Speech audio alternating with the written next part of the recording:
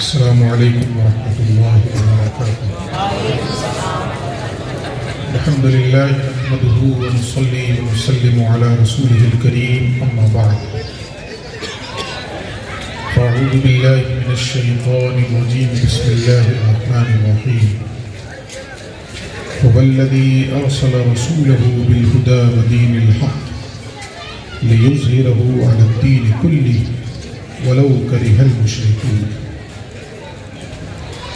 وقال تبارك وتعالى في مقام آخر: هو الذي أرسل رسوله بالهدى ودين الحق ليظهره على الدين كله وكفى بالله شهيدا۔ وقال النبي صلى الله عليه وآله وسلم: إني تارك فيكم الثقلين ما إن تمسكتم بهما لن تضلوا أبدا، کتاب اللہ وأهل بیتی عطرتی۔ آمنت باللہ ورسولہ، صدق اللہ مولانا العظیم وصدق رسولہ النبی النبی الکریم، ونحن على ذلك لمن الشاہدین والشاکرین، والحمد للہ رب العالمین۔ انتہائی خلوص محبت اور عقیدت و احترام کے ساتھ بارگاہ رسالت مآب صلی اللہ علیہ وآلہ وسلم میں درود و سلام کے نذرانے پیش کرنے کی ہم اور آپ سعادتیں حاصل کریں۔ اللہم صلی علی سیدنا و شفیعنا و مولانا محمد وعلی آل محمد بعدد کل حسنہ و جمالہ وبارک وسلم۔ مولاي صل وسلم دائما ابدا علی حبیبک خیر الخلق کلہم۔ الصلاة والسلام علیک یا رسول اللہ وعلى آلك وأصحابك يا حبيب الله۔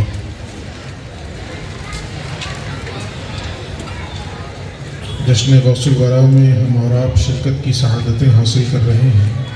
اللہ رب العزت سے دعا کریں کہ اس محفل کی ایک ایک گھڑی کو اللہ رب العزت قبول فرمائے، اور اس محفل نور کے صدقے میں اللہ رب العزت سب سے پہلے تو ہم سب کی آخرت بہتر کرے، اور اس کے ساتھ ساتھ دنیا بھی بہتر ہے۔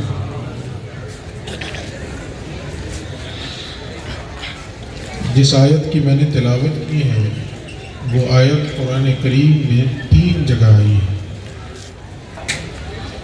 اور یہ بات ذہن میں بٹھا لیجئے کہ اللہ رب العزت جب بھی کوئی بات ایک سے زیادہ مرتبہ بیان کرتا ہے تو سمجھ جائیے کہ وہ بات بہت اہم ہے۔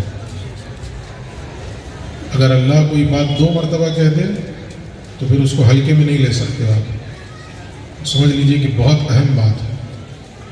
جو آیت میں نے پڑھی وہ تو 3 جگہ ہے، بالکل ایک ہی الفاظ کے ساتھ، 2 جگہ تو ایک حرف کا بھی فرق نہیں ہے، تیسری جگہ پہ آخری ٹکڑا بدل گیا، اس لیے میں نے 2 تلاوت کی تھی۔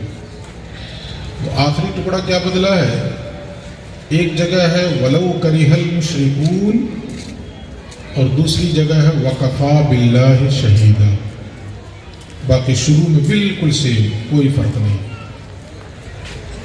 تو یہ بات میں نے اس لیے بتائی کہ جو آیت میں نے پڑھی ہے اور اس کا میں ترجمہ کروں گا، اس کی روشنی میں کچھ باتیں عرض کرنا چاہوں گا۔ تو سب سے پہلے آپ ذہن میں یہ اتار لیجئے کہ یہ بات جو بتانے والا ہوں میری تو ہے نہیں، یہ تو بات اللہ کی ہے نا، میں تو صرف اپنی زبان سے بول رہا ہوں۔ اعلیٰ حضرت کا ایک شعر ہے کہ انہی کی محفل سنوارتا ہوں، چراغ میرا ہے رات ان کی، انہی کے مطلب کی کہہ رہا ہوں، زباں میری ہے اور بات ان کی۔ انہی کے مطلب کی کہہ رہا ہوں، زباں میری ہے اور بات ان کی۔ تو بات تو میں اللہ رب العزت کی بتانے والا ہوں آپ کو۔ اس سے پہلے یہ ذہن میں اتار لیجئے کہ یہ بات انتہائی اہم ہے، اسی لیے اللہ رب العزت نے اسے 3 جگہ بیان کیا۔ وہ کیا ہے اس کو سنیں۔ فرمایا اللہ نے هو الذی ارسل رسولہ بالہدی ودین الحق۔ اللہ ہی کی وہ ذات ہے، اللہ ہی کی وہ ہستی ہے کہ جس نے اپنے رسول کو اس دنیا میں بھیجا۔ اللہ نے بھیجا حضور کو ہمارے درمیان، خالی ہاتھ بھیجا یا کچھ دے کر بھیجا؟ بولیے، خالی ہاتھ بھیجا؟ نہیں، کچھ دے کے بھیجا۔ اتنا تو آپ سمجھ لیجیے کچھ دے کے بھیجا۔ کیا دے کے بھیجا وہ میں بتا رہا ہوں، قرآن نے اس کا ذکر کیا۔ خالی ہاتھ نہیں آئے، کچھ لے کر آئے۔ اپنے لیے لے کر آئے یا ہمارے لیے؟ ہمارے لیے لے کر آئے۔ اب وہ کیا ہیں وہ چیزیں جو رسول لے کر آئے؟ تو اللہ کہتا ہے بالہدا و دین الحق، دو چیزیں دے کر اللہ نے اپنے رسول کو بھیجا۔ کتنی چیزیں؟ دو چیزیں۔ وہ دو چیزیں کیا ہیں؟ پہلی چیز ہے الہدا اور دوسری چیز ہے دین حق۔ دین تو ہمارا آپ سب سمجھتے ہیں، اسلام، شریعت، یہ دین دے کر اللہ نے بھیجا۔ ایک چیز اور کیا تھی؟ الہدا۔ یہ الہدا کیا ہے؟ دین تو سمجھ گئے نا، شریعت، اسلام۔ الہدا کیا ہے؟ رمضان کے مہینے میں ایک آیت پہ اکثر تقریر سنتے ہوں گے۔ وہ آیت کیا ہے؟ شہر رمضان الذی انزل فیہ القرآن، رمضان ہی کا وہ مقدس مہینہ ہے جس میں قرآن اتارا گیا۔ سنتے ہیں کہ نہیں امام صاحب سے اس آیت پہ تقریر؟ رمضان کا مہینہ شروع ہونے والا رہتا ہے تو امام صاحب اس آیت کو موضوع سخن بناتے ہیں۔ رمضان ہی کا وہ مبارک مہینہ ہے جس میں قرآن اتارا گیا۔ اب یہ قرآن ہے کیا؟ اگلا ٹکڑا سنیے، ہدی للناس، یہ کتاب پوری انسانیت کے لیے ہدایت ہے۔ تو قرآن کے لیے جو لفظ اللہ نے استعمال کیا وہ کیا؟ ہدا۔ اللہ نے کیا لفظ استعمال کیا قرآن کے لیے؟ ہدا۔ دوسری آیت سنیے، میں سمجھتا ہوں سب کو یاد ہوگی، سورہ فاتحہ یاد ہے نا؟ چلیے ماشاءاللہ۔ میں یہ بھی نہیں کہوں گا کہ ہاتھ اٹھائیے، کیونکہ مجھے معلوم ہے کہ خود افسوس ہوگا، کائے کو کہا جائے ہاتھ اٹھائیے۔ چلیے امید تو یہی رکھتے ہیں کہ سب کو یاد ہو۔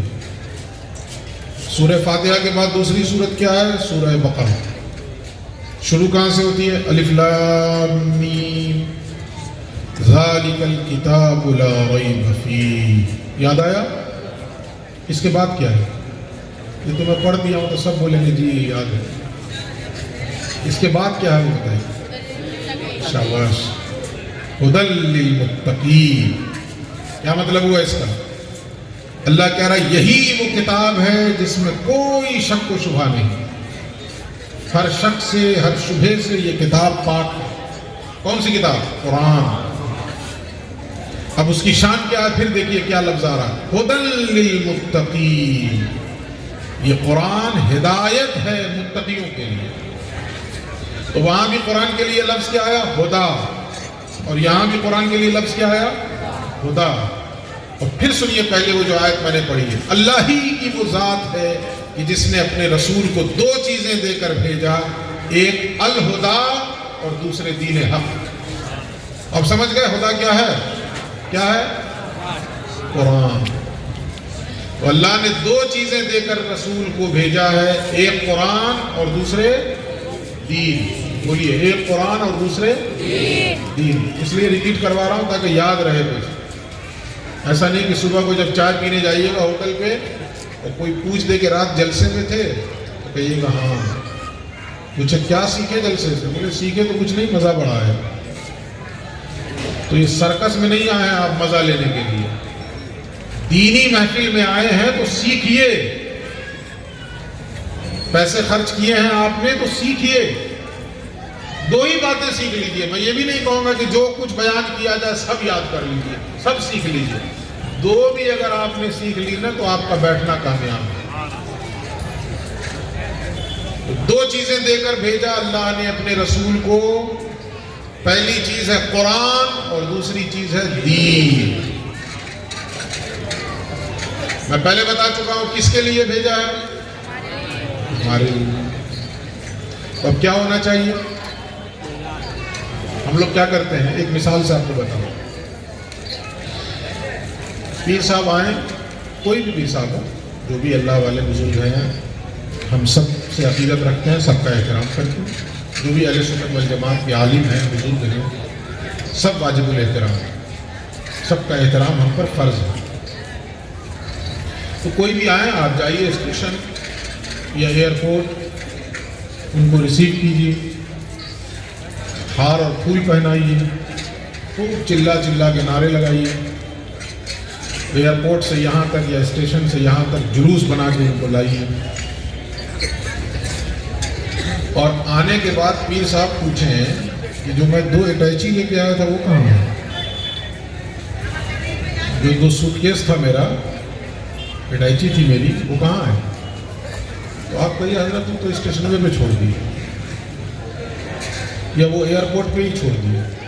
تو پوری ایمانداری سے بتائیے، پیر صاحب آپ کے ان نعروں سے خوش ہو جائیں گے؟ ذرا سوچ کے بتائیے گا۔ یہ جو آپ ہار پہنائے ہیں خوش ہوں گے؟ دعا دیں گے کہ جوتے ماریں گے؟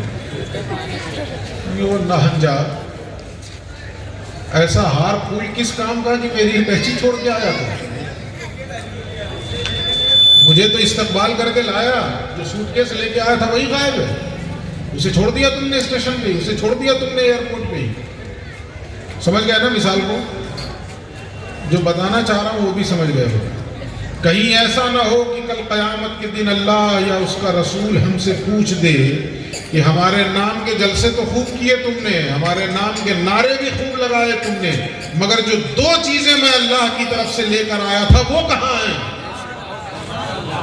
تمہاری زندگی میں قرآن کہاں ہے اور تمہاری زندگی میں دین کیا ہے؟ کیا جواب دیجیے گا اس دن؟ سوچ کے بتائیے ایمانداری سے، کچھ جواب بن پڑے گا؟ رسول خوش ہو جائیں گے کہ چلو جلسہ تو کیا نا، نعرہ تو لگایا نا، خوش ہوں گے؟ اگر ان کو خوش کرنا ہے تو جلسہ بھی کیجئے، مگر دین کو اپنی زندگی میں داخل کیجئے، قرآن سے اپنا رشتہ مضبوط کیجئے۔ یہاں پہ ایک حدیث سن لیں، اللہ کے نبی فرماتے ہیں علموا اولادکم 3 خصال، اپنی اولاد کو 3 خصلتیں سکھاؤ، 3 باتیں ضرور سکھاؤ، کچھ سکھاؤ نہ سکھاؤ، 3 باتیں ضرور سکھاؤ۔ اچھا یہ بات آپ سمجھ لیجئے کہ جب یہ کہا جائے نا اپنے بچوں کو سکھاؤ، جب بھی کوئی کہے، امام صاحب کہیں، عالم صاحب کہیں کہ اپنے بچوں کو سکھاؤ، تو کب سکھانا ہے یہ؟ جب وہ بچے رہیں جبھی نا، کہ جب بوڑھے ہو جائیں تب سکھائیے۔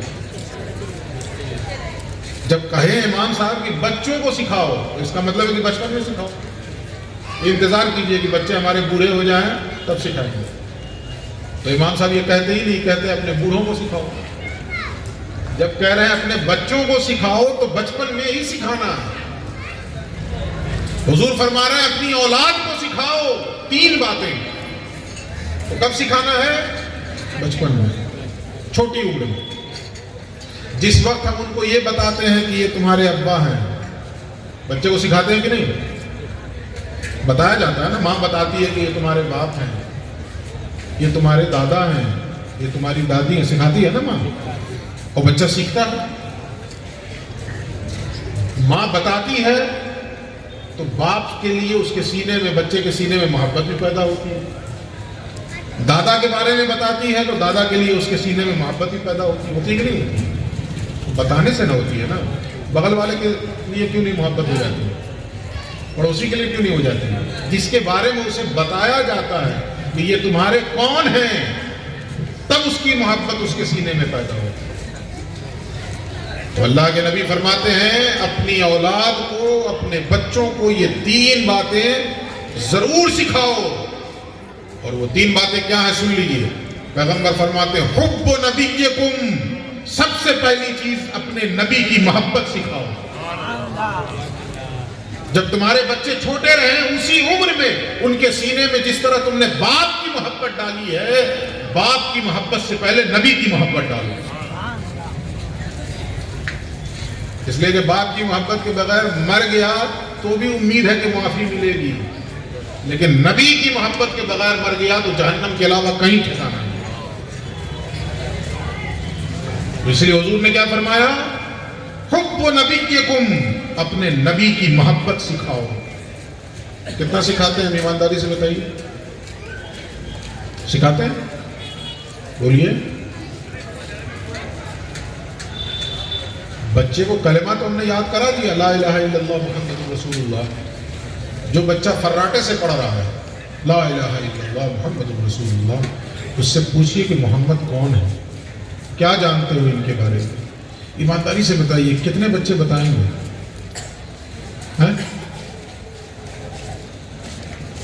8ویں 9ویں 10ویں کلاس میں پڑھنے والا بچہ بھی نہیں بتائے، اور اس سے پوچھئے کہ آئنسٹائن کون تھا، پھٹ پھٹ بتائے گا، بتائے گا کہ نہیں بتائے گا؟ نیوٹن کون تھا، بتا دے گا، اس کی فزکس نے دنیا کو متاثر کیا، بتاتا ہے کہ نہیں بتاتا ہے بچے؟ نہرو جی کون تھے؟ First prime minister of our country, ہمارے دیش کے پہلے پردھان منتری، بتائے گا کہ نہیں بتائے گا؟ پتہ کیا چلا؟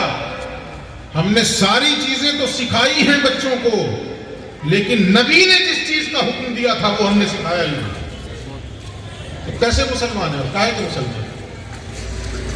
اللہ کے نبی نے فرمایا 3 باتیں اپنے بچوں کو سکھاؤ، اس میں سب سے پہلی بات کیا ہے؟ حب و نبی کو، اپنے نبی کی محبت کو سکھاؤ اپنے بچوں کو۔ اچھا محبت کیسے پیدا ہوتی ہے کسی کے سینے میں؟ کوئی میٹر تو ہے نہیں کہ لے کے ڈال دیجیے محبت پیدا ہو جائے۔ محبت پیدا ہوتی ہے عظمت سے، جب عظمت سمجھ میں آئے گی تب محبت پیدا ہو جائے گی۔ ہوتی ہے کہ نہیں ہوتی؟ رکشے والے سے محبت ہوتی ہے نہیں؟ ایس پی صاحب آ جائیں، ڈی ایم صاحب آ جائیں، دم دبا کے پیچھے پیچھے بھاگیں گے، ان کے لیے بڑا احترام ہے دل میں۔ کیوں؟ اس لیے کہ اس کی عظمت پتہ ہے، یہ عام آدمی نہیں ہے، شہر کا مالک ہے، یہ کلیکٹر ہے اس شہر کا، یہ عام آدمی نہیں ہے۔ اس کی عظمت پتہ چلی تو محبت ہوئی نا، دل میں احترام کا جذبہ ہوا نا۔ لیکن رکشے والے کے لیے کوئی احترام نہیں، اس لیے کہ معلوم ہے کہ اس کی کوئی عظمت ہی نہیں ہے۔ حضور فرماتے ہیں اپنے نبی کی محبت سکھاؤ، اس محبت کو سکھانے کا سب سے بنیادی طریقہ یہی ہے کہ نبی کی عظمت پہلے بتائیے اسے۔ نبی ہے کون، ان کا مقام کیا ہے، ان کا مرتبہ کیا ہے۔ ہزاروں جبرائیل الجھے ہوئے ہیں گرد منزل میں، نہ جانے کس قدر اونچا ہے کاشانہ محمد کا صلی اللہ علیہ وسلم، نہ جانے کس قدر اونچا ہے کاشانہ محمد کا۔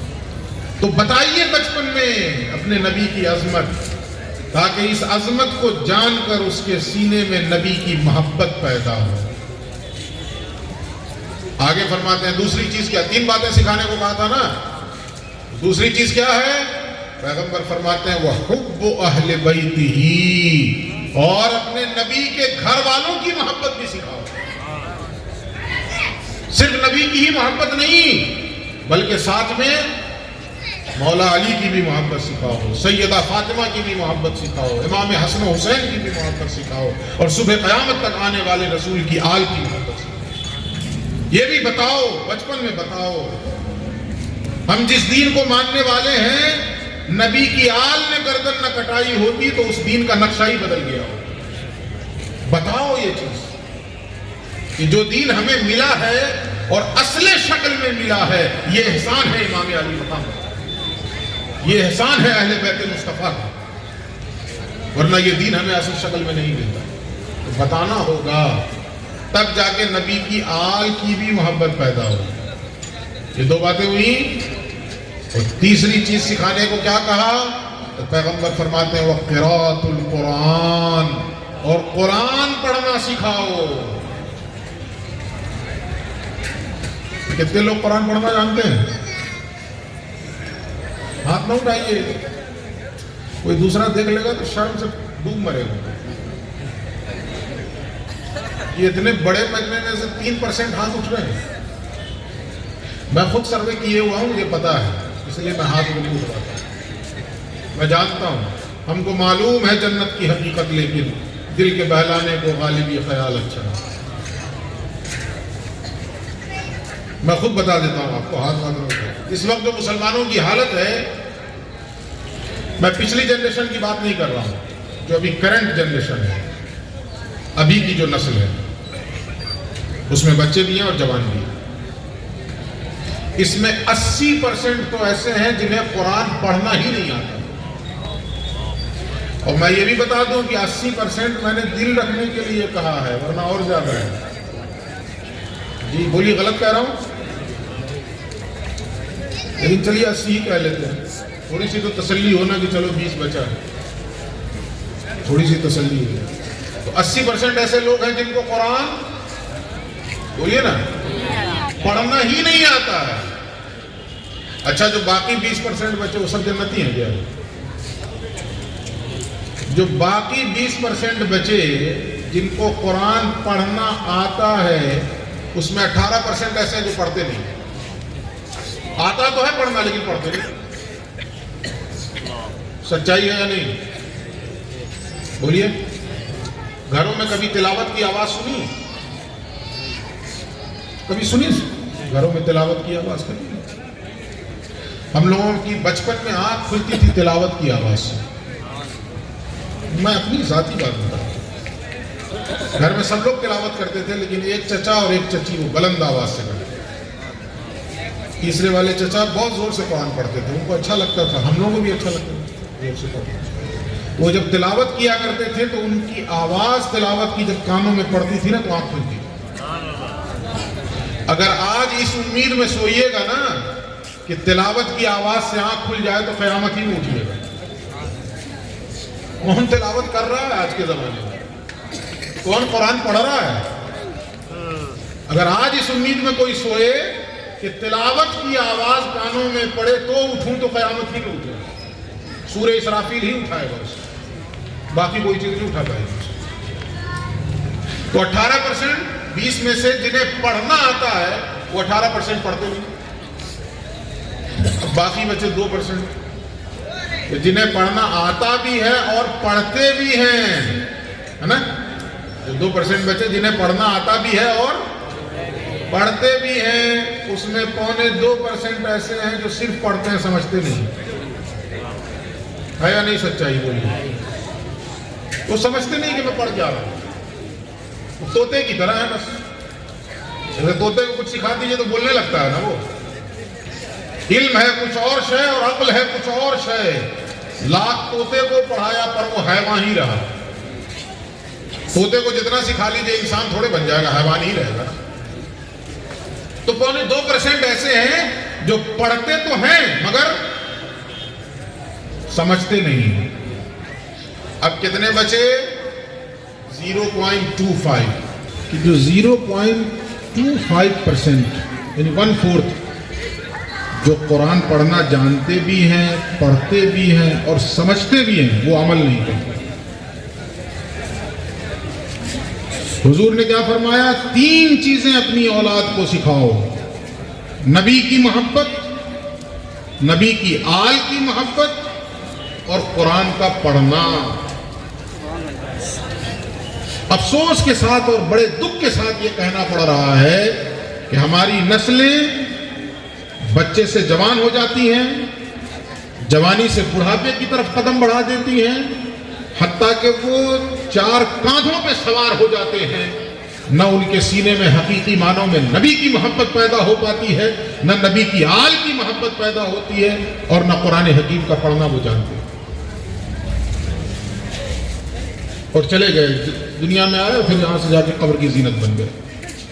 پوچھا جائے کسی سے کاہے آئے تھے دنیا میں اور کیوں چلے گئے، تو کہیں گے لائی حیات آئے خزا لے چلی چلے. اپنی خوشی نہ آئے نہ اپنی خوشی چلے. زندگی دی تھی اللہ نے، جی لی، موت دی، مر گئے. اللہ نے بے مقصد زندگی نہیں دی تھی.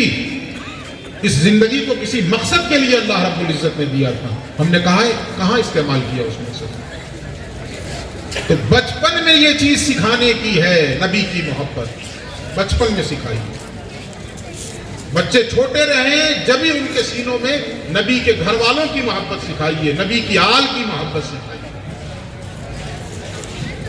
ہماری حالت یہ ہوتی ہے کہ ہم اپنی بچیوں کے نام تو رکھ دیتے ہیں کنیز فاطمہ. ایمانداری سے میں کہہ رہا ہوں، نام تو ہم نے اپنی بچیوں کے رکھے کنیز فاطمہ. یہ فاطمہ کی باندی ہے، فاطمہ کی نوکرانی ہے. مگر صورتحال یہ ہے کہ فلمی ہیروئن کے بارے میں اسے پتا ہے مگر سیدہ کائنات حضرت فاطمہ الزہرا کے بارے میں نہیں پتا۔ تو صرف نام رکھ دینے سے کچھ نہیں ہوگا۔ اگر ہم نے نام رکھا ہے کہ میری بیٹی فاطمہ کی کنیز ہے تو اسے بتائیے بچپن میں کہ سیدہ فاطمہ تھی کون، ان کا کردار کیا تھا، ان کا مقام و مرتبہ کیا تھا، ان کی عظمت کیا تھی۔ تو نبی کی محبت، نبی کی آل کی محبت اور قرآن حکیم کا پڑھنا۔ اور جب میں پڑھنا کہہ رہا ہوں تو اس میں صرف پڑھنا نہیں ہے، پڑھنا بھی، سمجھنا بھی اور عمل بھی کرنا، تینوں چیزیں ہیں۔ پڑھنا بھی، سمجھنا بھی اور عمل بھی کرنا۔ کیوں یہ کہہ رہا ہوں؟ اس لیے کہ اسی حدیث کا آخری ٹکڑا یہ ہے کہ جہاں حضور نے تیسری چیز بتائی کہ قرآن کا پڑھنا، تو آگے فرمایا اس لیے کہ قرآن کو اٹھانے والا، قرآن کو اٹھانے والا کل قیامت کے دن جب کسی کا سایہ نہیں ہوگا اللہ کے سائے کے سوا، اس دن اللہ رب العزت کے سائے میں وہ جگہ پائے گا۔ یہ نہیں کہا حضور نے قرآن کا پڑھنے والا، بلکہ کیا کہا؟ قرآن کا، بولیے نا لفظ، اٹھانے والا۔ قرآن کا اٹھانے والا کون ہے؟ جو قرآن کے مطابق زندگی گزارتا ہے، وہ قرآن کا اٹھانے والا۔ حامل قرآن وہ ہے، حافظ قرآن الگ چیز ہے، عالم قرآن الگ چیز ہے، حامل قرآن الگ چیز ہے۔ تو صرف قرآن کا پڑھنا نہیں بلکہ قرآن کا اٹھانا۔ اور قرآن کا اٹھانا کب ہوگا؟ جب آپ پڑھیں تو سمجھ کے پڑھیں اور سمجھیں تو عمل کریں اس پر۔ تو یہ تین چیزیں اپنی اولاد کو سکھاؤ، یہ اپنے ذہن میں رکھیے۔ اچھا، وہ آیت جو میں نے پڑھی تھی، حضور کو اللہ نے بھیجا تو دو چیزیں دے کر بھیجا نا۔ وہ دو چیزیں کیا تھی؟ دین اور قرآن۔ دو چیزیں کیا تھی؟ دین اور قرآن۔ اور یہاں تین چیزیں ہو گئی نا۔ اپنی اولاد کو سکھاؤ نبی کی محبت، نبی کی آل کی محبت، اور کہا قرآن کا پڑھنا۔ اب ان دونوں چیزوں کو ذہن میں رکھیے گا۔ اب آئیے تیسری حدیث سنیے۔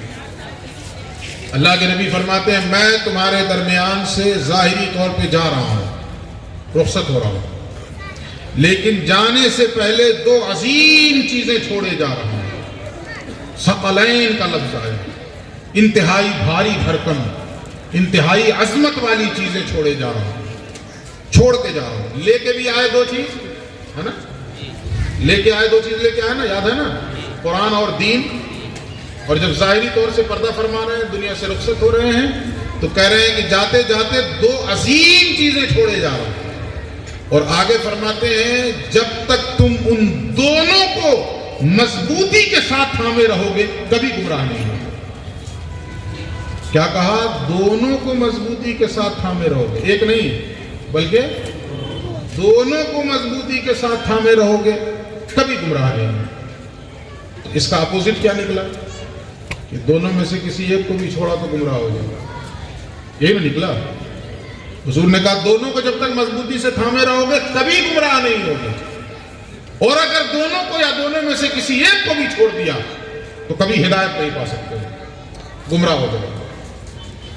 اب وہ دو چیزیں کیا ہیں؟ تو پیغمبر فرماتے ہیں کتاب اللہ و اہل بیتی عطرتی، ایک اللہ کی کتاب اور دوسرے میرے گھر والے، میری اہل بیت، میری عطرت۔ تو اس حضور کے فرمان کی روشنی میں جو چیز نکل کے آئی وہ کیا؟ ہدایت چاہتے ہیں، گمراہی سے بچنا چاہتے ہیں تو کتاب اللہ کو بھی مضبوطی سے تھامیں اور حضور کی اہل بیت کو بھی مضبوطی سے تھامیں۔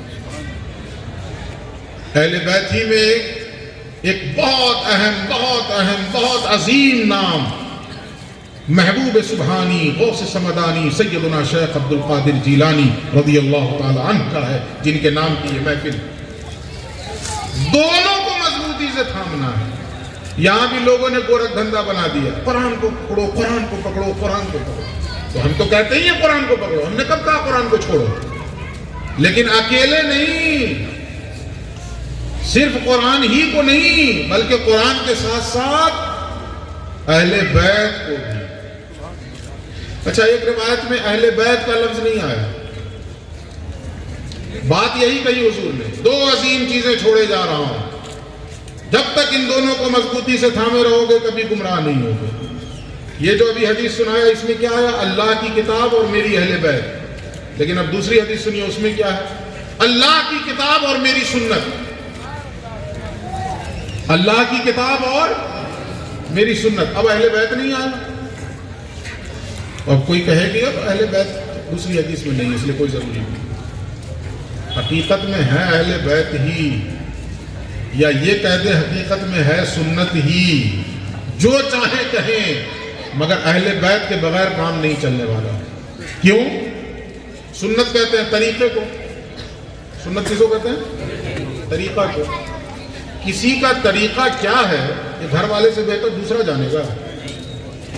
بولیے، آپ کا طریقہ کیا ہے زندگی گزارنے کا، آپ کے گھر والے زیادہ جانیں گے کہ پڑوسی زیادہ جانیں گے؟ گھر والے زیادہ جانیں گے نا۔ تو حضور نے کہا میری سنت، میرا طریقہ۔ اب اگر قیامت تک کوئی انسان یہ جاننا چاہے کہ نبی کا صحیح طریقہ کیا ہے، زندگی گزارنے کا صحیح سلیقہ کیا ہے، تو اہل بیت سے بہتر کوئی نہیں بتا سکتا ہے۔ جو اہل بیت بتائیں وہی حقیقت میں نبی کا طریقہ ہے، اس لیے کہ وہ گھر والے ہیں، ان سے بہتر کون جانے گا۔ اب یہ تین باتیں ہو گئیں۔ حضور کو اللہ نے بھیجا دو چیزیں لے کر دے کر، ایک اللہ کی کتاب اور دوسرے دین۔ ایک حدیث میں نے سنایا، اس میں اللہ کے نبی فرماتے ہیں اپنی اولاد کو تین باتیں سکھاؤ: نبی کی محبت، نبی کی آل کی محبت اور قرآن کا پڑھنا۔ دیکھیں قرآن سب میں آ رہا ہے، قرآن سب میں آ رہا ہے۔ اچھا جی، اور دوسری حدیث جو میں نے سنائی اس میں کیا کہا؟ دو عظیم چیزیں تمہارے درمیان چھوڑ کر جا رہا ہوں، جب تک ان دونوں کو مضبوطی کے ساتھ تھامے رہو گے کبھی گمراہ نہیں ہوگے۔ وہ دو چیزیں کیا ہیں؟ ایک اللہ کی کتاب، دیکھیں پھر قرآن آ گیا۔ اب یہاں کیا آیا؟ اہل بیت۔ کیا آیا؟ اہل بیت۔ دیکھیں قرآن میں تو کسی کا اختلاف نہیں ہے نا، قرآن میں کسی کا اختلاف نہیں ہے۔ جو اللہ کی کتاب ہے وہ مسلم ہے، اس میں ایک حرف کی بھی کوئی تبدیلی نہیں ہو سکتی ہے، نہ کوئی کر سکتا ہے۔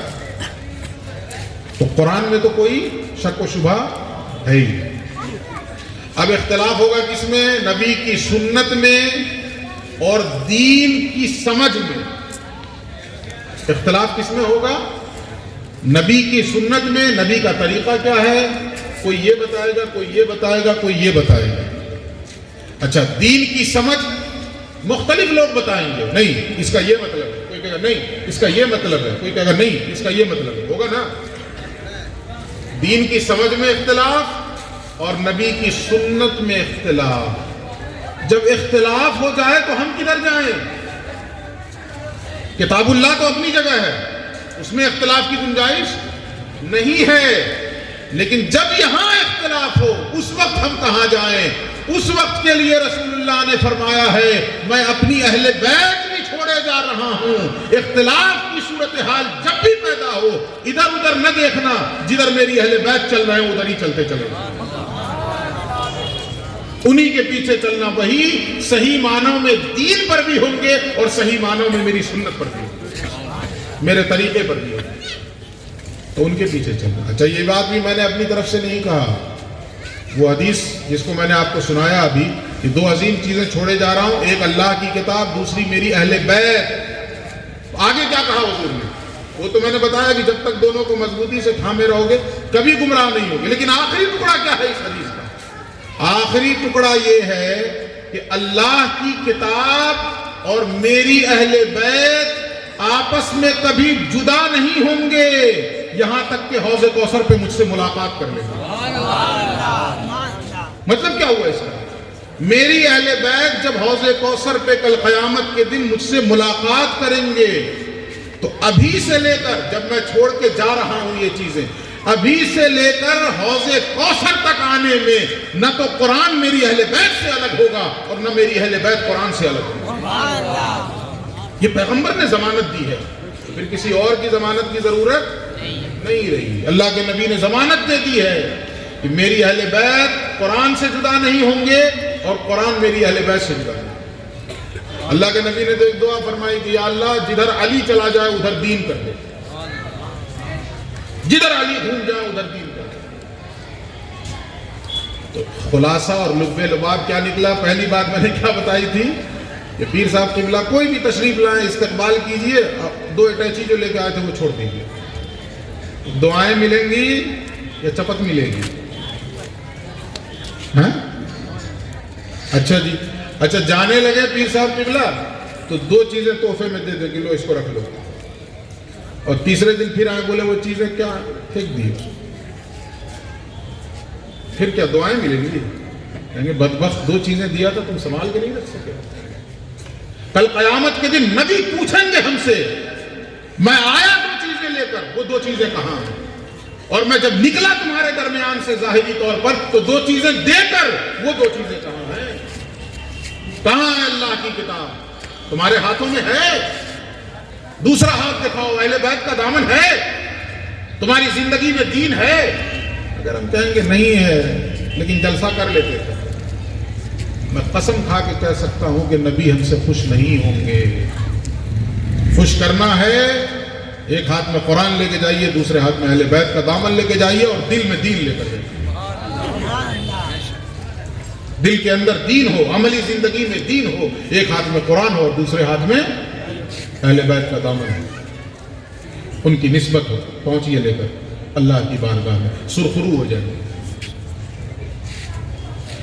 سیدنا شیخ عبد القادر جیلانی اہل بیت میں سے، تھوڑی دیر کے لیے آپ اس نسبت کو ہٹا دیجیے، تھوڑی دیر کے لیے اس نسبت کو چھوڑ دیجیے، آپ کے رسول کی آل ہے۔ ایسا نہیں ہے کہ صرف آل ہیں اس لیے ہم ان سے عقیدت رکھتے ہیں، ان کا جو علمی مقام ہے، ان کا جو عملی مقام ہے، ساری دنیا بھی اگر اس بلندی کو دیکھنا چاہے تو سروں کی ٹوپیاں گر جائیں، لیکن غوث پاک کا علمی اور عملی مقام اس کی انتہا نہیں ہے۔ اللہ نے صرف اسی لیے ان کو اپنا محبوب نہیں بنایا ہے کہ میرے حبیب کی اولاد ہے، اللہ نے اس لیے بھی محبوب بنایا ہے کہ وہ عمل کر کے دکھایا ہے جو اللہ کو مطلوب ہے، وہ معرفت حاصل کی ہے جو اللہ کو مطلوب ہے۔ اب ان کا مقام کیا تھا حضور غوث پاک کا، اس کو بتانے کے لیے سب سے بہتر طریقہ جو میری سمجھ میں آ رہا وہ یہ ہے کہ حضور غوث پاک نے خود ایک بات بتائی ہے، اگر اس مقام پہ جانا چاہتے ہو، اللہ رب العزت کی محبوبیت کے مقام پہ، غوثیت کے مقام پہ، شیخی کے مقام پہ اگر جانا چاہتے ہو، حضور غوث پاک فرماتے ہیں کہ 12 خصلتیں اپنے اندر پیدا کرو۔ کتنی خصلتیں؟ 12 خصلتیں۔ اچھا وہ ہم جیسے نہیں تھے، ہم لوگ جو ہے بس تقریر کر دیے ہو گیا، بعد میں کوئی پوچھے مولانا آپ تو تقریر کیے تھے خود آپ کا عمل نہیں ہے، تو ہم کہیں گے جو ہم کہتے ہیں اس کو دیکھو، جو کرتے ہیں اس کو مت دیکھو۔ یہ وہ لوگ تھے جنہوں نے کہا کم ہے کیا زیادہ ہے، کہا کم ہے اور کیا زیادہ ہے۔ جی یہ رسول اللہ کی بھی شان تھی کہ رسول اللہ نے کہا کم ہے اور کیا زیادہ ہے۔ ایک مثال دے کے بتا دوں، دیکھیے حضور نے ہم سے کہا کہ نماز پڑھو تو کتنے وقت پڑھو؟ کیا کہا حضور نے؟ بولیے نا، 5 وقت پڑھو، اور حضور نے خود کتنے وقت پڑھی؟ 8۔ جی کبھی ایسا نہیں ہوا کہ رسول اللہ نے 8 سے کم نمازیں پڑھی، 8 سے زیادہ تو پڑھی ہیں لیکن منیمم 8۔ 5 تو یہی، چھٹی تہجد، چاش اور اشراق، یہ 8 تو کمپلسری پڑھا کرتے تھے آپ۔ اچھا ہم سے کہا حضور نے روزہ رکھو، کتنے دن کا؟ 1 مہینہ، سال میں 1 مہینہ رمضان کا روزہ، اتنا ہی تو کہا ہے نا، باقی تو آپشنل ہے، چاہو تو رکھو چاہو تو نہ رکھو۔ لیکن خود جب عمل کرنے کی بات آئی ہے تو کوئی مہینہ ایسا نہیں تھا جس میں آپ روزہ نہ رکھتے۔ ایام 20 کے روزے تو پابندی سے رکھتے ہیں۔ ایام 20 کس کو کہتے ہیں؟ چاند کی 13، 14، 15، چاند کی 13، 14، 15 یہ ایام 20 کہلاتے ہیں۔ اس کے روزے تو ہمیشہ رکھا کرتے تھے رسول اللہ۔ اس کے علاوہ پیر کے دن کا روزہ رکھتے ہیں. پوچھنے والے نے پوچھا کہ یہ کیوں روزہ رکھتے ہیں پیر کے دن کا؟ تو حضور فرماتے ہیں اسی دن مجھے اللہ نے پیدا کیا تو میں اپنی پیدائش کے شکرانے کے طور پہ روزہ رکھتا ہوں. ہم لوگ نبی کے پیدائش کے دن پتہ کرتے ہیں کہ اچھا لنگر کہاں بنا جا کے سوٹا جائے. روزہ رکھا کیجئے، نبی کی سنت ہے پیدائش کے دن شکرانے کے طور پہ. اچھا جی، حضور نے کہا خرچ کرو اللہ کی راہ میں، تو کتنا کہا؟ 2.5%. زکوٰۃ کتنی ہے؟ 2.5%. اور خود کیا عمل تھا حضور کا؟ ایک دن عصر کے بعد اندر چلے گئے اپنے حجرے میں، جبکہ حضور کبھی عصر بعد نہیں جاتے تھے. ایک دن چلے گئے تو صحابہ کرام کا یہ طریقہ تھا کہ جب بھی کوئی کام معمول کے خلاف دیکھتے تھے تو پوچھتے تھے یا رسول اللہ آپ نے آج یہ کام معمول کے خلاف کیا؟ پہلے تو نہیں کرتے تھے، آج آپ نے ایسا کیوں کیا؟ تو صحابہ پوچھتے تھے. تو اس دن آپ عصر کے بعد چلے گئے اپنے حجرے میں، کچھ دیر کے بعد واپس آئے تو کسی صحابی نے پوچھ دیا کہ یا رسول اللہ آج معمول کے خلاف آپ عصر کے بعد اندر گئے، سبب کیا تھا اس کا؟ پیغمبر فرماتے ہیں ایک چھوٹا سا سونے کا ٹکڑا گھر میں پڑا ہوا تھا، اچانک وہ مجھے یاد آیا تو میں فوراً اندر گیا کہ جا کے پہلے اسے صدقہ کروں، کہیں اس کے رہتے ہوئے میری موت آ گئی تو میں اللہ کو کیا منہ دکھاؤں؟ میں اللہ سے اس حال میں ملنا چاہتا ہوں کہ میرے پاس کچھ نہیں رہے. مالک کونین ہیں وہ پاس کچھ رکھتے نہیں، دو جہاں کی نعمتیں ہیں ان کے خالی ہاتھ. اعلیٰ حضرت فرماتے ہیں کل جہاں ملک اور جو کی روٹی جزا، اس شکم کی قناعت کے لاکھوں سلام. تو نبی کا یہ طریقہ تھا نا کہ کہا کم اور کیا زیادہ. تو نبی کی آل ہے حضور غوث پاک، انہوں نے بھی کہا کم اور کیا زیادہ. تو جو 12 چیزیں بتائی ہیں تو یہ یقین کر لیجئے، ایمان رکھ لیجئے اس پر کہ پہلے خود عمل کیا اور پھر کہا، بلکہ اس سے زیادہ کیا. کیا کہا؟ اللہ کی محبوبیت کے مقام پہ جانا چاہتے ہو تو اپنے اندر 12 خصلتیں پیدا کرو. اس کو سن لیجئے غور سے، پھر میں اپنی بات ختم کر دوں گا. 12 خصلتیں کیا ہیں؟ تو فرماتے ہیں 2 خصلتیں اللہ والی پیدا کرو. 2 خصلتیں کس کی پیدا کرو؟ اللہ والی. یہ اللہ والی خصلت کیا ہے؟ تو فرماتے ہیں حضور غوث پاک اللہ ستار ہے. ستار کا مطلب کیا ہے؟ چھپانے والا. کس چیز کو؟ عیب کو. اللہ ہمارے عیب کو چھپاتا ہے کہ نہیں؟ 1000 عیب کے باوجود سماج میں عزت بنی ہوئی ہے کہ نہیں؟ کیوں بنی ہوئی ہے؟ اسی لیے کہ اللہ ستار ہے، اس نے ہمارے عیب چھپا رکھے ہیں، ورنہ عزت ملتی ہے ہمیں سماج میں اور معاشرے میں. ہر انسان کیا ہے وہ جانتا ہے، اس کا رب جانتا ہے. اللہ چاہے تو کھول دے تو ہم بیوی بچوں کے سامنے بھی منہ دکھانے کے لائق رہیں گے. باہر سماج میں تو چھوڑ دیجئے، بیوی بچوں کے سامنے منہ دکھانے کے لائق نہیں رہیں گے. لیکن اس کے باوجود 1000 گناہوں میں ڈوبے ہوئے ہونے کے باوجود بھی اللہ نے ہمارے عیب چھپا کر ہماری عزتوں کی حفاظت کر رکھی ہے. ہمیں عزت دلا رہا ہے عیب چھپائے ہوئے. ستار کا یہی مطلب ہوتا ہے. حضور غوث پاک فرماتے ہیں جو اللہ کی محبوبیت پانا چاہتا ہے اس پر لازم ہے کہ اللہ کی صفت ستاریت اپنے اندر پیدا کرے کہ وہ بھی لوگوں کے عیب چھپانے والا بن جائے. لوگوں کے عیب چھپانے والے بنے، عیب اچھالنے والے نہیں. آج ہمارا حال یہ ہے کہ کسی کا عیب پتہ چل گیا تو موبائل پہ سوشل میڈیا پہ ڈال دیتے ہیں. یہی کر رہے ہیں کہ نہیں کر رہے ہیں؟ دھڑلے سے. اور اس کے بعد سوچتے ہیں کہ ہم نے بہت بڑا کام کر لیا. اللہ کی بارگاہ سے دھتکار دیے جائیں گے. حضرت حسن بصری رضی اللہ تعالیٰ عنہ کا ایک بڑا خوبصورت قول مجھے یاد آ گیا. فرماتے ہیں کہ میں ایسی قوم کو بھی جانتا ہوں جن کے اندر کوئی عیب نہیں تھا، جن کے اندر کوئی عیب نہیں تھا، مگر انہوں نے لوگوں میں عیب ڈھونڈنا شروع کیا. ان کے اندر تو عیب نہیں تھا مگر وہ کرنے کیا لگے؟ لوگوں میں عیب ڈھونڈنے لگے. تو اللہ رب العزت نے ان کے اندر عیب پیدا کر دیا. اور آگے فرماتے حضرت حسن بصری کی ایسی قوم کو بھی جانتا ہوں کہ جو عیبوں سے بھرے ہوئے تھے، جو عیبوں سے بھرے ہوئے تھے، مگر انہوں نے کیا کیا؟ کرنا کیا شروع کیا؟ لوگوں کے عیب چھپانے لگ گئے۔ خود تو عیبوں سے بھرے ہوئے تھے مگر لوگوں کے عیب چھپانے لگ گئے، تو لوگوں کے عیب چھپانے کی برکت سے اللہ رب العزت نے ان کے اندر سے عیب دور فرما دیا۔ تو حضور غوث پاک کیا فرماتے ہیں؟ اللہ کی محبوبیت چاہتے ہو تو اللہ والی صفت ستاریت اپنے اندر پیدا کرو، جیسے اللہ بندوں کے عیب چھپاتا ہے تم بھی لوگوں کے عیب چھپاؤ۔ اور ایک حدیث میں ہے کہ جو بندے کے عیب دنیا میں چھپائے گا اللہ قیامت میں اس کا عیب چھپا دے گا۔ اچھا یہ بتائیے، آپ دنیا میں آپ کسی کا عیب اگر اچھالیے گا تو کتنے لوگوں کو بتائیے گا؟ 200؟ 500؟ چلیے فیس بک میں آپ کی فرینڈ لسٹ میں 5000 لوگ، اس سے زیادہ تو نہیں ہوتے ہیں نا، میکسیمم 5000، اس کے بعد تو وہ خارج کر دے گا، تمہارے پاس اسپیس ہی نہیں ہے فرینڈ بنانے کے لیے، تو آپ نے 5000 کو بتا دیا، چلیے اور 10 20 50 ہزار بڑھا لیجیے، میں کہوں گا 2-4 لاکھ اور بڑھا لیجیے، آپ نے 5 لاکھ لوگوں کو بتا دیا، یہی نہ کر سکتے؟ اس سے زیادہ نہیں کر سکتے کہ کسی کے عیب کو آپ نے 5 لاکھ لوگوں کو بتایا۔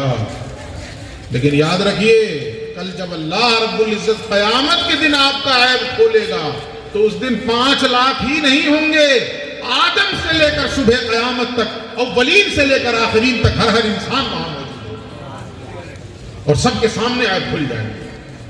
پھر کیا ہوگا؟ اس لیے دنیا میں کیا کیجئے؟ لوگوں کے عیب چھپائیے۔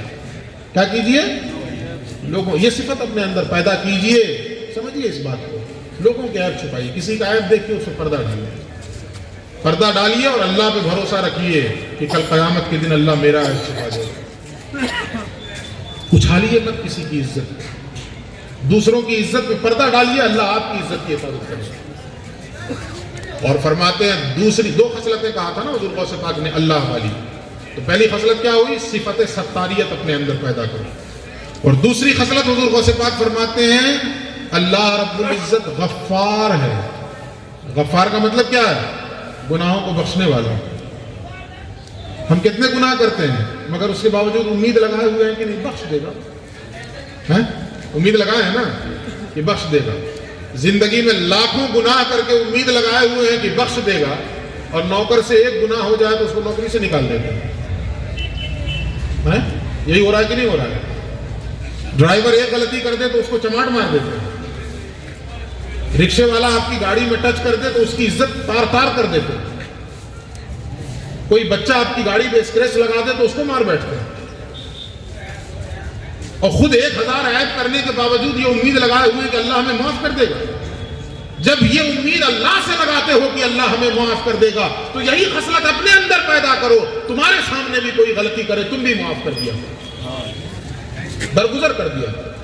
ہر چھوٹی چھوٹی بات پہ گریبان نہ پکڑو، ہر چھوٹی چھوٹی بات پہ سزا دینے کی کوشش نہ کرو۔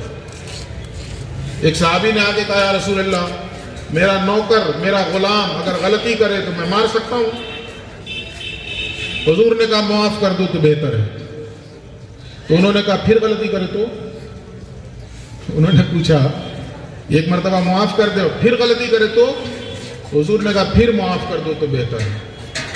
تو انہوں نے پھر پوچھا کہ پھر غلطی کرے تو حضور نے کہا پھر معاف کر دو تو بہتر ہے۔ 3 مرتبہ کہہ دیا، اس کے باوجود ان سے رہا نہیں گیا، پھر پوچھ لیے کہ پھر غلطی کرے تو؟ 4تھی مرتبہ پوچھا تو حضور کہتے ہیں کہ 70 مرتبہ معاف کر دو، اس کے بعد چاہو تو سزا دو۔ کتنی مرتبہ معاف کرو؟ 70 مرتبہ، اس کے بعد کیا کرو؟ سزا دو۔ اچھا آپ نے بھی کہا جی سزا دو۔ یہ بتائیے ایمانداری سے کہ کوئی نوکر ایک دن میں 70 مرتبہ غلطی کرے گا؟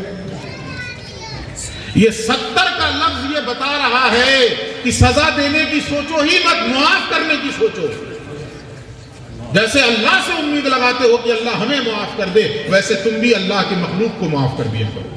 تو حضور غوث پاک فرماتے ہیں اللہ کی محبوبیت کے مقام پہ جانا چاہتے ہو، اللہ والی 2 صفتیں اپنے اندر پیدا کرو، صفت ستاریت اور صفت غفاریت، چھپانے والی صفت اور معاف کرنے والی صفت۔ یاد رہے گا؟ ابھی تک کی بات سمجھ میں آئی کہ نہیں؟ اچھا لگ رہا ہے؟ اچھا جی، آگے سنیے کتنی خصلتیں بتائی تھی حضور غوث پاک نے؟ 12. چلیے ماشاءاللہ یاد ہے تو 2 ہو گئی نا. آگے کہتے ہیں 2 خصلتیں رسول اللہ والی اپنے اندر پیدا کرو. 2 تو اللہ والی اور 2 کن کی والی؟ رسول اللہ والی. وہ کیا؟ رفیق بنو اور شفیق بنو. رفیق کا مطلب کیا؟ نرم. اور شفیق کا مطلب کیا؟ شفقت کرنے والا. دونوں قریب المعنی ہے. رفیق کا مطلب کیا ہوا؟ نرم بنو، نرم، سخت نہ بنو. ہمارے اندر سختی ہوتی ہے اور اب اس کو فخر سے بیان کرتے ہیں. کہتے بھی ہیں کہ ہمارے غصے سے بچیو. 30 مار خواہ ہو تو کہ ہمارے غصے سے بچیو. یعنی سختی کو اپنے لیے فخر سمجھتے ہیں. اور حضور غوث پاک فرماتے ہیں اللہ کی محبوبیت پانا چاہتے ہو تو رسول والی صفت اپنے اندر پیدا کرو. کیا؟ نرمی پیدا کرو، نرمی پیدا کرو. حضور نے کس موقع پر کہا ہے نرمی کے بارے میں ذرا سن لیجیے. ایک روایت سنا کے آگے بڑھ جاؤں گا، وقت زیادہ ہو گیا. ایک یہودی گزر رہا ہے، حضور بیٹھے ہیں، حضرت عائشہ بیٹھی ہیں. اب گزرتے ہوئے وہ کہتا السلام علیک. کیا کہا اس نے؟ السلام نہیں بلکہ السلام علیک. السلام علیک کا تو معنی ہوتا ہے دعا، آپ پر سلامتی ہو، آپ پر رحمت ہو. لیکن اس نے یہ تو نہیں کہا بلکہ کیا کہا؟ السلام علیک. اس کا مطلب ہوتا ہے آپ پر ہلاکت ہو، آپ برباد ہو جائیں، آپ مر جائیں، معاذ اللہ. اس نے حضور کو کہا تو حضور نے جواب میں کہا وعلیک. بس اتنا ہی کہا. وعلیک السلام نہیں کہا بلکہ کیا کہا؟ انا وعلیک السلام کہا، یہ بھی نہیں کہا بلکہ صرف کہا وعلیک. وعلیک کا مطلب کیا ہوا؟ جو تم نے میرے لیے مانگا وہی تمہارے لیے. اگر تو تم نے میرے لیے سلامتی اور خیر مانگا ہے تو تمہارے لیے بھی سلامتی اور خیر. اور اگر تم نے میرے لیے شر اور برائی مانگی ہے تو تمہارے لیے بھی شر اور برائی. حضرت عائشہ غصہ ہو گئی. یا رسول اللہ آپ نے نہیں سنا اس نے کیا کہا؟ حضور کہتے ہیں عائشہ تم نے نہیں سنا میں نے کیا کہا؟ مگر حضرت عائشہ کا غصہ ٹھنڈا ہی نہیں ہو رہا. وہ سخت سست کہنے لگی اس یہودی کو. اس موقع پر جب اس بدبخت نے رسول اللہ کے لیے ہلاکت کی بد دعا کی ہو، اس موقع پر رسول اللہ فرماتے ہیں عائشہ نرمی کرو، نرمی کرو. ان اللہ رفیق یحب الرفق. اللہ نرم ہے اور نرمی کو پسند فرماتا ہے.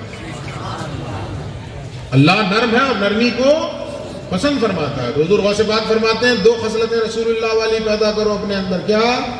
نرمی اور شفقت. اچھا شفقت کیسی تھی حضور کی؟ جب بھی حضور مدینہ سے باہر نکلتے نا کسی بھی کام کے لیے، مدینہ سے باہر جاتے، غزوہ کے لیے جاتے یا دیگر سفر کے لیے جاتے، تو جب واپس مدینے میں داخل ہوتے تو جیسے ہی رسول اللہ مدینے کی سرحد میں داخل ہوتے تو جو بھی بچہ آپ کو نظر آتا، جو بھی بچہ کسی کا بھی اپنا ہی نہیں، جو بھی بچہ آپ کو نظر آ جاتا اسے اٹھا کے اپنی سواری پہ بٹھا لیتے. یہ شفقت فرماتے. آج ہمارا معاملہ کیا ہے؟ اگر 25 لاکھ کی کار ہم لے کے گھوم رہے ہیں، کوئی بچہ ایسے ہاتھ لگا دے گا تو ناراض ہو، ہٹ اسکریچ لگائے گا میری گاڑی میں، قلم خراب کرے گا. اور رسول کا طریقہ کیا ہے؟ مدینے کی سرحد میں داخل ہوتے جو بچہ نظر آتا اسے اٹھا کے اپنی سواری پہ بٹھا. شفقت کیجیے، شفقت والی اپنے اندر فطرت پیدا کیجیے. اللہ کے نبی فرماتے ہیں من لم یرحم صغیرنا ولم یوقر کبیرنا فلیس منا. جو اپنے چھوٹوں پہ شفقت نہ کرے اور جو اپنے بڑوں کی تعظیم نہ کرے اس کا ہم سے کوئی رشتہ نہیں، کوئی تعلق نہیں، کوئی ناطہ نہیں. 4 خصلتیں ہو گئیں. اس کے بعد کہا 2 خصلتیں ابو بکر والی پیدا کرو. یہ کون بتا رہے ہیں؟ حضور غوث پاک. کیا کہا؟ ایک صادق بنو، دوسرے مصدق بنو. صادق کا مطلب سچے بنو. یہ ابو بکر کی خصلت ہے، بہت نمایاں صفت ہے. سچے بنو، اور صرف سچے ہی نہ بنو، مصدق بھی بنو. مصدق کا مطلب کیا ہے؟ مجھے معلوم ہے کہ یہ سچے ہیں مگر ان کے خلاف پروپیگنڈا ہو رہا ہے تو ہم چپ بیٹھے ہیں. نہیں، اس موقع پر ابو بکر والی دوسری خصلت بھی اپنے اندر پیدا کرو. کھڑے ہو اور پروپیگنڈا کرنے والوں کی آنکھوں میں آنکھیں ڈال کے بولو کہ یہ جھوٹا نہیں، یہ سچا ہے، اور میں گواہی دیتا ہوں کہ یہ سچا ہے. تو سچے بھی بنو اور سچوں کی گواہی دینے والے بھی بنو، سچوں کی حمایت میں بولنے والے بھی بنو. جب رسول اللہ معراج سے آئے تو آپ نے صبح کو سارا واقعہ سنایا، ایسا ایسا ہوا تھا، میں مسجد حرام سے مسجد اقصی چلا گیا فلسطین، اور وہاں سے آسمانوں کی سیر پہ چلا گیا، گھوم گھام کے آ گیا۔ تو ابو جہل تالیاں لگاتا ہوا نکلا اس میں۔ یہ تالیاں کس لیے تھی؟ ہوڈنگ کے لیے، طنز کے لیے، برائی کے لیے۔ دیکھو ابھی تک زمین کی بات کرتے تھے، اب آسمان کی کرنے لگے۔ اور نکل گیا مجلس سے، جاتے ہوئے راستے میں ملاقات ہو گئی سیدنا ابو بکر صدیق سے، اور کہنے لگا ابو بکر تم تو سمجھ بوجھ والے آدمی ہو، یہ بتاؤ کوئی انسان یہ کہے کہ میں رات کے تھوڑے سے حصے میں مکے سے فلسطین چلا گیا اور وہاں سے پھر آسمان پہ چلا گیا، پھر واپس بھی آ گیا اور وقت وہیں ٹھہرا رہ گیا، زنجیر بھی ہلتی رہی، بستر بھی رہا گرم، پل بھر میں سرے عرش گئے آئے محمد، تو کیا یہ بات ماننے والی ہے؟ یہ ابو جہل کسے کہہ رہا ہے؟ حضرت ابو بکر صدیق رضی اللہ عنہ سے۔ کیا یہ بات ماننے والی ہے؟ تم تو سمجھ رکھتے ہو نا۔ تو حضرت ابو بکر کا جواب سنیے، وہ کہتے ہیں پہلے یہ بتاؤ کہا کس نے ہے، پہلے یہ بتاؤ کہا کس نے ہے؟ تو بجھے ہوئے چہرے کے ساتھ بولتا ہے بدبخت ابو جہل، تمہارے ساتھی محمد نے کہا ہے۔ حضرت ابو بکر تڑپ کے کہتے ہیں اگر انہوں نے کہا ہے تو میں گواہی دیتا ہوں کہ انہوں نے سچ کہا۔ نعرہ تکبیر، نعرہ رسالت، غوث اعظم۔ تو فرمایا حضور غوث پاک نے دو خصلتیں ابو بکر والی پیدا کرو، سچے بنو اور سچوں کے حق میں گواہی دینے والے بنو۔ کتنی ہو گئیں؟ 6 کہ 8؟ 6، 2 اللہ والی، 2 رسول اللہ والی اور 2 حضرت ابو بکر والی۔ آگے فرماتے ہیں 2 خصلتیں عمر فاروق والی پیدا کرو رضی اللہ عنہ۔ وہ کیا؟ بھلائی کا حکم دینے والے بنو، برائیوں سے روکنے والے بنو۔ سب کو بھلائی کی دعوت دو، سب کو بھلائی کی دعوت دو۔ آپ خود نیک ہو گئے اسی پہ بس نہ کیجئے۔ آپ اگر اذان سن کر مسجد کو جا رہے ہیں، آج کل ہو کیا رہا ہے، 4 دوست بیٹھے ہیں گپ شپ لڑا رہے ہیں، اس میں سے ایک نمازی ہے، اذان ہوئی تو اپنے 3 دوستوں سے کہتے ہیں تم لوگ بیٹھو میں نماز پڑھ کے آتا ہوں۔ اچھا جی، یہی دوستی ہے تمہاری؟ یہ دوستی کس کام کی ہے پھر؟ تم دوست نہیں دشمن ہو اس کے، اس لیے کہ تم اسے چھوڑ کے جا رہے ہو۔ اگر وہ نماز چھوڑ رہا ہے تو جہنم کی طرف جا رہا ہے، تو تم تو دشمن ہو گئے اس کے۔ دوستی کا حق یہ ہے کہ اذان کی آواز سن کر اگر تم مسجد کو جا رہے ہو تو اپنے دوستوں کو بھی انگلیاں پکڑ لو، آؤ میرے بھائی تم بھی چلو، بے شک اللہ کی بارگاہ میں سجدے کرو، پھر آتے ہیں، پھر بیٹھتے ہیں، پھر گپ شپ کرتے ہیں۔ بھلائی کا حکم دو، اور اپنے کسی دوست کو دیکھو کہ برائی کی طرف اس کے قدم اٹھ رہے ہیں، جاؤ پیچھے سے اس کی کمر پکڑ لو کہ میں یہ نہیں کرنے دوں گا تمہیں، تم میرے دوست ہو، اور میری آنکھوں کے سامنے تم جہنم کی طرف بڑھ جاؤ، میں یہ کیسے گوارا کر لوں؟ یہ خصلت عمر فاروق والی ہے۔ 2 خصلتیں عمر فاروق والی، بھلائی کی دعوت دو، برائی سے روکو۔ لیکن یہ یاد رکھیے، بھلائی کی دعوت اور برائی سے روکنے میں حکمت اپنائیے گا، ذلیل مت کیجیے گا۔ یہ نہیں کہ بھرے مجمع میں کسی کو آپ نے ذلیل کر دیا بھلائی کے حکم دینے کی آڑ میں۔ حضرت عمر کا ایک واقعہ ہے کہ ایک رات آپ گشت کر رہے تھے، آپ تو جانتے ہیں نا کہ رات میں وہ گشت کرتے تھے اپنے زمانے خلافت میں۔ تو ایک رات گشت کر رہے تھے تو ایک گھر کے اندر سے محسوس ہوا انہیں کہ کوئی غلط کام ہو رہا ہے، تو آپ دیوار کود کے اندر چلے گئے، دیکھا کہ ایک بوڑھا شراب پی رہا ہے۔ حضرت عمر نے اس سے جلال والے لہجے میں کہا تمہیں شرم نہیں آتی؟ اللہ کی حد پامال کرتے ہو، اللہ کی حد توڑتے ہو۔ تو اس بوڑھے نے سر جھکائے جھکائے کہا عمر میں نے تو اللہ کی 1 حد توڑا ہے، تم نے تو 3 توڑا۔ اللہ رک گئے حضرت عمر، پوچھا وہ کیسے؟ کہا اللہ نے کہا جب کسی کے گھر میں جاؤ تو پہلے اجازت لو، آپ تو بغیر اجازت آئے۔ دوسرے اللہ نے کہا ہے جب کسی کے گھر جاؤ تو سلام کرو، وَتُسَلِّمُوا عَلَىٰ أَهْلِهَا، گھر والوں کو سلام کرو، آپ نے تو سلام بھی نہیں کیا۔ اور تیسرے حکم ہے کہ جب کسی کے گھر جاؤ تو دروازے سے جاؤ، آپ تو دیوار کود کر آئے، تو میں نے تو 1 حد پامال کیا، آپ نے 3، الٹے قدم واپس ہو گئے حضرت عمر۔ وہ بوڑھا شخص مسجد آنا چھوڑ دیا شرم کے مارے۔ تو حضرت عمر دل ہی دل میں سوچتے تھے کہ کاش میں اس کی دیوار کود کے اندر نہ گیا ہوتا، جس کی وجہ سے اس نے مسجد آنا چھوڑ دیا۔ دل ہی دل میں اپنے آپ کو کوستے تھے کہ کاش میں نہ گیا ہوں۔ ایک دن ایسا ہوا کہ اچانک حضرت عمر کی نظر پڑی کہ وہ بوڑھا مسجد میں آ رہا ہے۔ جیسے ہی نظر پڑی تو آپ کا چہرہ کھل اٹھا، اسے قریب بلایا، اپنے پاس بٹھایا اور اس کے کان میں کہا، اس ذات کی قسم جس کے قبضہ قدرت میں میری جان ہے، اس رات کی بات میں نے کسی سے نہیں کہی ہے۔ حضرت عمر کہتے ہیں کہ اس رات کی بات میں نے کسی سے نہیں کہی ہے۔ تو وہ بوڑھا کہتا ہے کہ اس ذات کی قسم جس کے قبضہ قدرت میں میری جان ہے، اس رات کے بعد سے میں نے شراب کی طرف نظر اٹھا کے بھی نہیں دیکھا۔ یہ ہے اصلاح کا طریقہ، بھلائی کی دعوت دیں، برائی سے روکیں۔ یہ خصلت حضرت عمر والی اپنے اندر پیدا تو کریں مگر کسی کو ذلیل نہ کریں، رسوا نہ کریں، حکمت سے دعوت دیں، حکمت سے۔ اس کے بعد فرماتے ہیں 2 خصلتیں عثمان غنی والی اپنے اندر پیدا کریں، اور وہ کیا ہیں؟ حضور غوث پاک فرماتے ہیں دن اپنا سخاوت میں گزارو اور رات اپنی عبادت میں گزارو۔ سبحان اللہ۔ یہ حضرت عثمان کا طرز عمل تھا کہ آپ دن بھر سخاوت کیا کرتے تھے، خوب دولت لوٹاتے تھے، خوب دولت لوٹاتے تھے اسلام کی خاطر اور مسلمانوں کے لیے۔ ایک موقع پر تو اللہ کے نبی نے آواز دی کہ آج تمہارے مال کی ضرورت ہے، لاؤ اپنا مال۔ حضرت عثمان غنی نے حضور جہاں بیٹھے تھے ان کے سامنے لا کے ڈھیر لگا دیا، اشرفیوں کا اور ہیرے جواہرات کا ڈھیر لگا دیا۔ تو رسول اللہ خوش ہو کر ایسے ایسے کرتے تھے، اپنے ہاتھوں میں یوں یوں کرتے تھے اور ایک بات فرماتے جاتے تھے، اس ذات کی قسم جس نے مجھے نبی برحق بنا کر بھیجا ہے، آج کے بعد سے عثمان کوئی نیکی نہ بھی کریں جب بھی جنت ان پر واجب ہو گئی۔ سبحان اللہ۔ یہ آپ کی سخاوت تھی، دن آپ کا سخاوت میں گزرتا اور رات عبادت میں گزرتی۔ حضور غوث پاک فرماتے ہیں اللہ کی محبوبیت پانا چاہتے ہو تو حضرت عثمان والی یہ 2 خصلتیں پیدا کرو، دن سخاوت میں گزارو، رات عبادت میں۔ کتنی ہوئی؟ 10۔ آگے فرماتے ہیں 2 خصلتیں مولا علی والی اپنے اندر پیدا کرو۔ سبحان اللہ۔ اور وہ کیا ہے؟ تو کہا ایک اپنے اندر علم پیدا کرو اور دوسرے اپنے اندر شجاعت، بہادری اور دلیری پیدا کرو۔ سبحان اللہ۔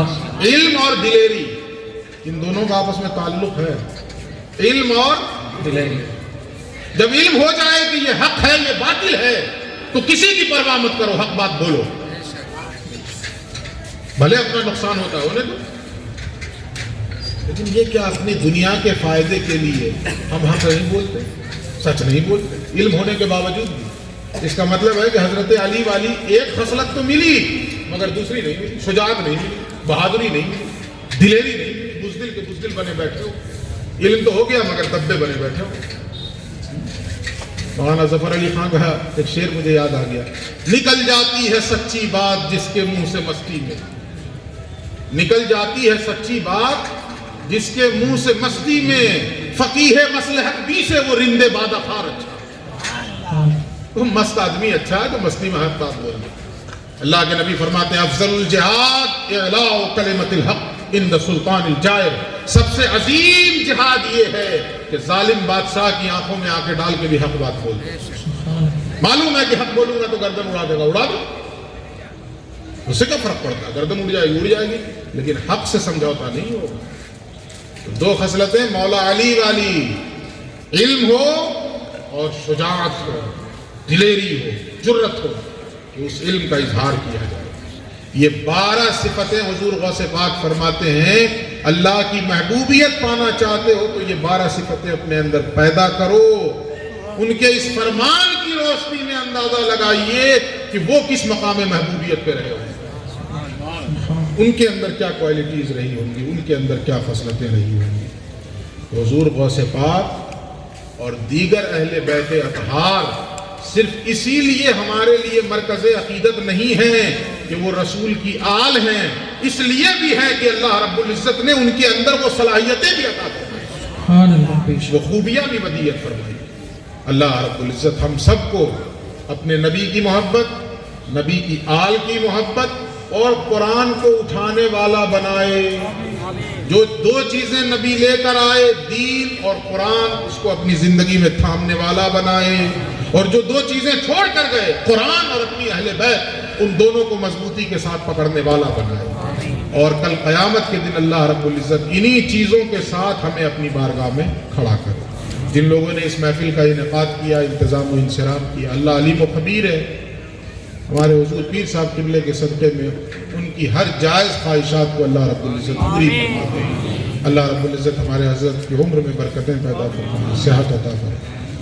گفتگو کے درمیان جو کچھ اچھی باتیں ہوئی ہیں میرے منہ سے، وہ اللہ کی طرف سے ہیں، اس میں میرا کوئی کمال نہیں، اللہ اسے قبول فرما لے۔